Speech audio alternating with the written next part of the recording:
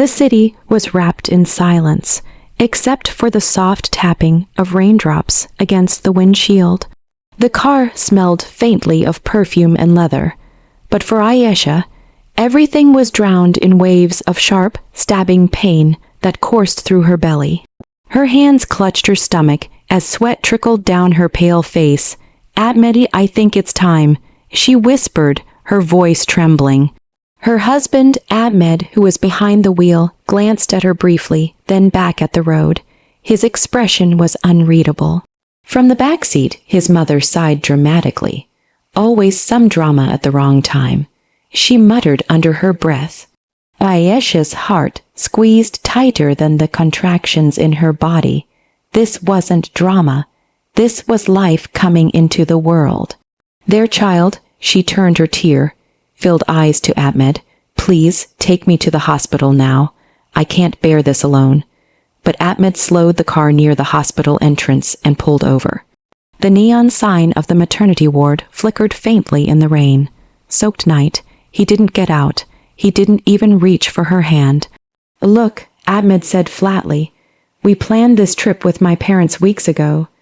They've been waiting for it. You have your hospital file, don't you? You'll be fine. Just go inside, I'll come later." For a moment, Ayesha thought she had misheard him.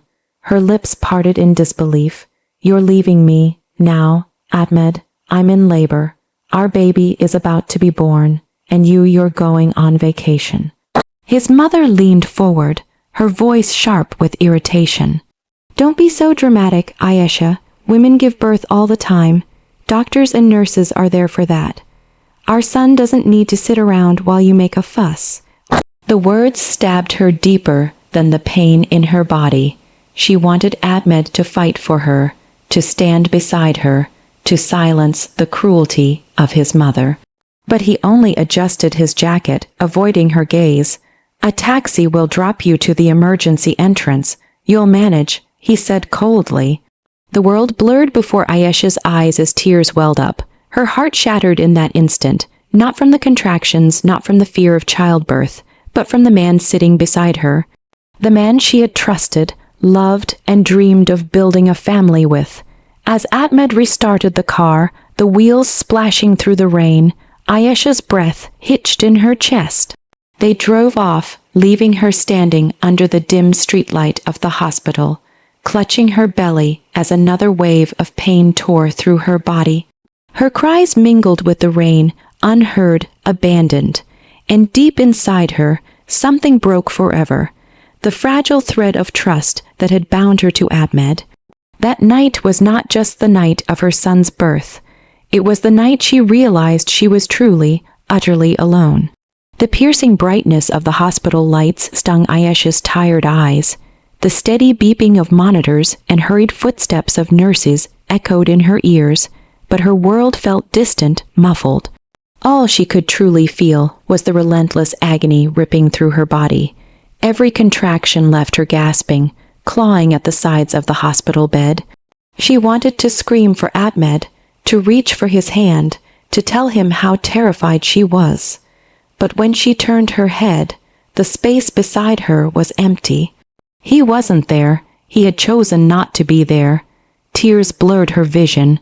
She bit her lip until it bled, refusing to cry out for anyone except the one person who should have stood beside her.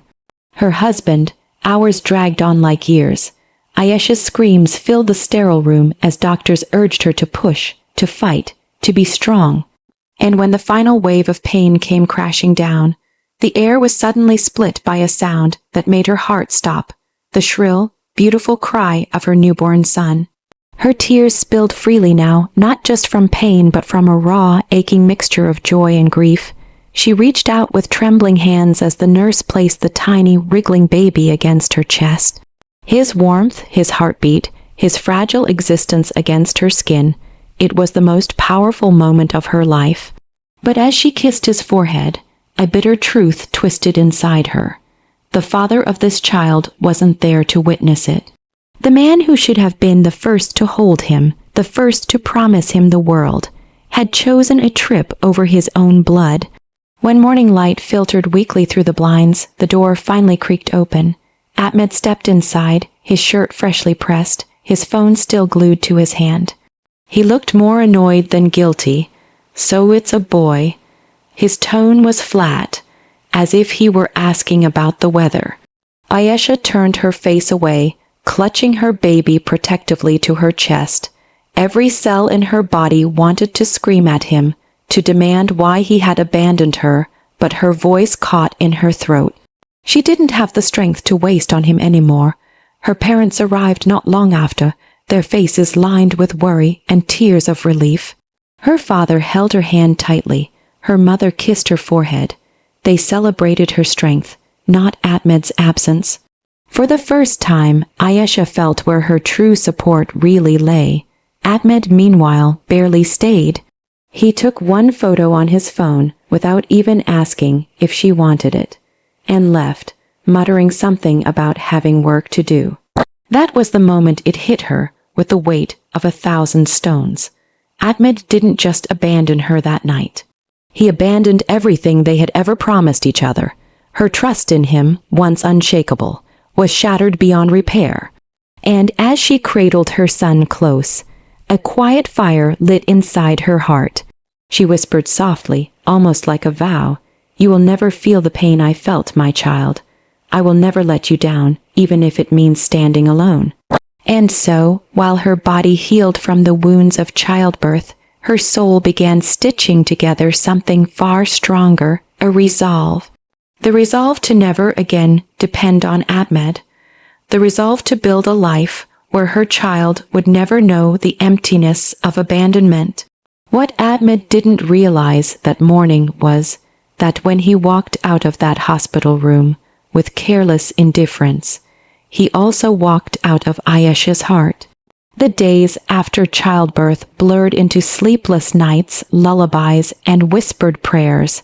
Ayesha's body was weak, but her spirit, though bruised, refused to break. She would sit by the window at night, her newborn son curled against her chest, and stare at the stars. The same questions haunted her again and again. Why wasn't I enough for Ahmed? Why wasn't our child enough? But every time she looked at her son's tiny face, so full of innocence and trust, she found her answer. She was enough at least for him, and that was all that mattered. Ahmed's absence became routine. He was rarely home, and when he was, his words were colder than silence. He complained about expenses, mocked her exhaustion, and compared her to other women who, according to him, handled things better. His parents were no kinder. "You should be grateful you have a roof over your head," his mother would say. "Our son could have married someone stronger, someone less needy." Ayesha listened quietly, not because she believed them, but because she was saving her energy. She realized something powerful. Every cruel word, every moment of neglect was fueling her inner strength. Instead of drowning in bitterness, she began building a new version of herself. At first, it was small steps. While her baby slept, she started working on her laptop, reviving an old passion she once had for designing clothes. She reached out to a few friends, posted her designs online, and slowly, orders began to trickle in. She poured her love and creativity into every piece of work, as if each stitch was weaving back a part of her broken heart. Soon, her little side project grew into something bigger. The money she earned went directly into her son's needs, his clothes, his toys, his education fund. Ahmed never noticed, he never asked, and strangely, that worked in her favor. Months turned into years. Ayesha's business blossomed, gaining recognition. She attended meetings, partnered with boutiques, and eventually opened her own small studio. With every achievement, she felt a piece of her old self return, the girl who once had dreams before marriage, before betrayal. Only this time she was stronger, wiser, unshakable. Meanwhile, Ahmed's world began to crumble. His business ventures failed one after another. Bad decisions, reckless spending, and arrogance dragged him into debt. The same friends who once laughed with him disappeared when he needed them most. Ayesha never mocked him, never said I told you so. She simply focused on raising her son and expanding her success. Silence was her weapon, growth her revenge. There were nights when she sat alone, thinking about the woman she had become. She had once begged for love, begged for presence. Now she begged for nothing. She owed her survival, her strength, and her son's happiness to no one but herself. Her silence, her patience, her quiet rebuilding, these were not weaknesses. They were the foundation of her transformation. By the time her son turned 5, Ayesha stood tall, not as a broken wife, but as a mother, an entrepreneur, and a woman who had discovered her worth. And deep in her heart, she knew the sweetest revenge wasn't screaming or fighting or trying to make Ahmed regret. It was living so beautifully that his absence meant nothing. Years passed like chapters in a book. Ayesha had written with tears, sweat, and determination. Her small studio had grown into a recognized brand, her designs worn by women who admired her creativity and strength. Her name carried weight in places where once she had been invisible. Her son, now older, stood proudly beside her, a bright, confident boy who carried her smile. To him, she was not just Amy. She was his hero, his role model, his world. And Ahmed had lost almost everything. His once booming business collapsed under the weight of his arrogance. The same friends and relatives who had cheered his lifestyle vanished one by one. Even his parents, who had once belittled Ayesha, could not protect him from the humiliation of debt collectors knocking on his door. One evening, as the sun dipped below the horizon, painting the sky in hues of gold and crimson, Ayesha sat in her office reviewing sketches. A knock at the door startled her. When it opened, she froze. Ahmed stood there, but he was no longer the man she had once known. His shoulders were slumped, his eyes hollow, his clothes wrinkled and unkempt. He looked defeated. Ayesha, his voice cracked, almost pleading. I need your help, please. Everything is gone. The business, the money, I don't know where else to turn. For a long moment, Ayesha simply looked at him. Memories rushed through her, rain falling on the hospital night, her screams of pain, his cold words, his absence when their son first breathed.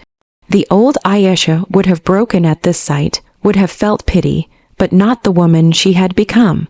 Help, she repeated softly, almost like a whisper. Her gaze was calm, steady, unshaken. Do you remember the night you left me outside the hospital? The night your son was about to come into this world, and you chose a trip instead? That was the night I stopped needing your help? Ahmed's eyes filled with shame. He tried to speak, but no words came. Ayesha continued, her voice neither bitter nor cruel, but powerful with truth. I built a life without you, Ahmed. I raised our son without you. Every success I have, every smile on his face, it's proof that I never needed the man who abandoned us, and I never will. Her words were not shouted. They didn't need to be. Each one struck him harder than a scream ever could. Ahmed's lips trembled. Ayesha, please, just one chance, for the sake of our son. She stood tall and unyielding. For our son, the son you didn't care to meet when he entered this world. He has everything he needs, Ahmed. He has love, support, and a mother who would walk through fire for him. What he doesn't need is the man who left him before he even opened his eyes. With that, she walked to the door and opened it. The silence was deafening. This, she said firmly, is not revenge. It's simply justice. The night you left me alone, Ahmed, was the night I found myself, and losing me was the price you paid. Ahmed's eyes lowered. Without another word, he stepped outside, broken and small. The door closed softly behind him, but in Ayesha's heart, it felt like the final chapter of a story long overdue. She returned to her desk where her son's photograph smiled back at her. She smiled too, not in bitterness but in peace, because the sweetest revenge had already been written, not in anger, not in cruelty, but in the beautiful life she created after the storm.